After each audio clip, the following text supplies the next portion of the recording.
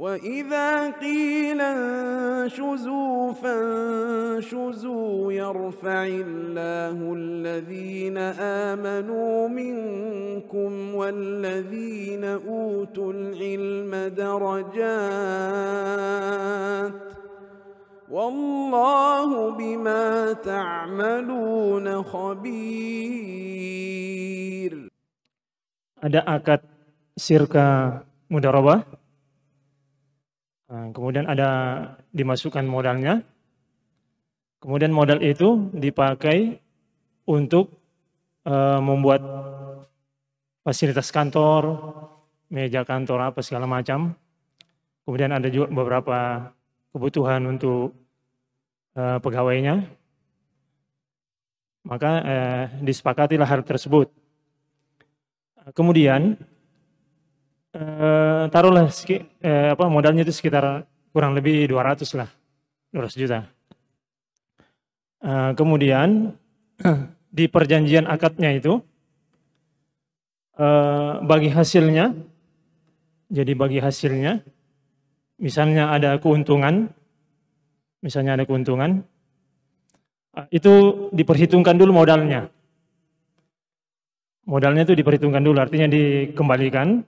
Misalnya ada keuntungan, jadi semua pengeluaran itu dimasukkan juga itu modal, jadi dikeluarkan.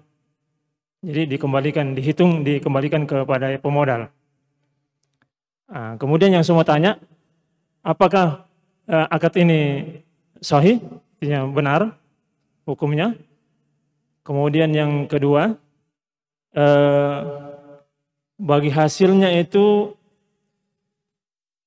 sekitar antara 25%. Apakah itu memang sesuai yang berlaku umum? Apakah tidak menzolimi? Jadi pemodal mendapat 25%. Pemodal mendapat 25%, kemudian pengelola mendapat 75%. Kemudian pertanyaan yang lanjutannya,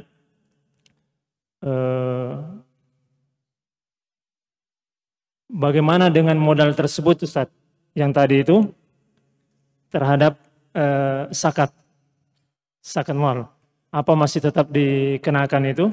Diperhitungkan misalnya 1 tahun kemudian, apa dikenakan zakat tersebut? Baik. Ya, saya kira begitu Ustaz. Jazakallahu khair. Wa barakallahu fikum. Untuk dalam bentuk usaha, tentunya boleh musyarakah, boleh mudharabah. Boleh kita berusaha itu tidak tunggal, boleh berserikat. Iya, boleh berserikat dengan yang lain. Tentunya dengan syarat-syarat yang diperlakukan di dalam masalah berusaha. Pertama terkait dengan akad bagi hasilnya, itu yang disebut dengan tadi. Yang kedua, bagi hasil itu seperti yang Bapak sebutkan, itu harus bentuk persen seperti yang disebutkan. Tidak ada angka yang ditetapkan dalam syariat, tergantung kesepakatan antara si pemodal dan si pengelola. Yang penting bentuknya persen. Tidak boleh bentuknya langsung angka. Misalnya saya 250.000 dalam sebulan, sisanya kamu. Tidak bisa berbentuk angka, harus berbentuk persen. Supaya nanti kalau tidak ada hasil dalam bulan itu, jadi tidak ada yang dibagi. Kalau persen. Tapi kalau angka kan harus bayar. 250, rugi ataupun untung dalam bulan itu. Rugi ataupun untung dalam bulan itu. Jadi syarat bagi hasilnya itu pakai persen. Seperti yang Bapak sebutkan tadi. Tidak ada masalah. Tentang 25% pemodal, pengelola 75. Itu tergantung kesepakatan. Itu tergantung kesepakatan di awal. Kemudian di antara syaratnya itu harus sama-sama rugi. Dan sama-sama kalau untung, sama-sama bagi hasil. Kalau rugi, harus sama-sama. Iya, bagi hasilnya. Bagi hasilnya. Terkait dengan akad Yang pertama, kembali dulu modal, setelah itu baru kita bagi hasil. Itu juga tergantung dari akad. Tergantung dari akad antara orang yang berserikat. Kan ada akad itu semuanya memasukkan modal. Satu modal uang, satu modal bangunan misalnya. Orang ketiga modal tenaga. Nah, ini masukkan semuanya langsung bagi hasil. Bisa seperti itu langsung bagi hasil. Tidak ada akad kembali modal. Tergantung akad di awal. Supaya tidak ada nanti perselisihan. Tidak ada nanti perselisihan. Itu tidak ada masalah hal tersebut. Yang beda itu tadi sama-sama rugi, sama-sama untung. Nanti dalam artian, kalau ini qadarullah, ini usaha tidak jalan, ternyata tidak sesuai dengan diinginkan, maka tidak boleh dibilang kembali modal. Kan itu namanya bagi hasil. Dan harus bagi juga untungnya. Bagi untung, bagi juga ruginya. Bagi juga ruginya. Jadi tidak ada dibilang nanti, kalau gitu nanti saya sudah keluarkan modal, kamu utang sama saya dengan modal tadi. Tidak. Itu namanya tidak bagi hasil. Itu namanya tidak musyarakah. Dengan akad seperti itu. Rugi sama rugi, untung sama untung. Ya rugi sama rugi, untung sama untung. Terkait dengan zakatnya, tergantung Mbak. Terkait zakatnya itu tergantung.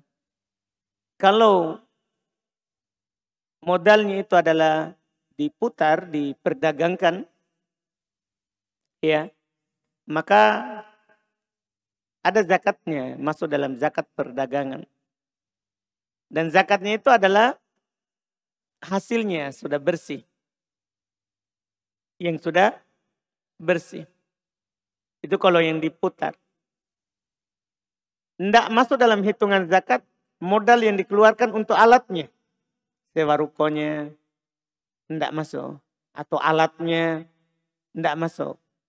Iya, misalnya kita keluarkan modal 500 juta. 250 untuk peralatannya. 250 ini yang diputar. Maka yang 250 untuk alat tidak ada zakatnya, tidak terhitung dalam zakat. Jadi yang diputar saja. Yang ada terhitung zakatnya. Dan yang wajib bayar zakatnya adalah si pemilik modal.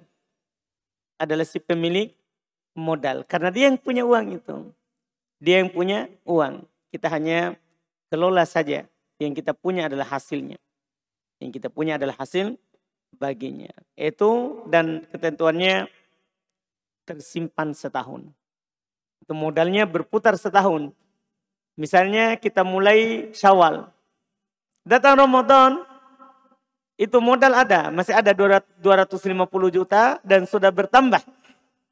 Dengan keuntungannya misalnya menjadi 500 juta di Ramadan. Maka wajib kita keluarkan zakatnya. Kita keluarkan zakatnya. Karena ini berarti tersimpan setahun. Zakatnya bagi 40. Hasilnya nanti adalah itulah yang wajib dikeluarkan. Itulah yang wajib dikeluarkan. Itu wallahualam. Jangan lupa subscribe, like, dan share.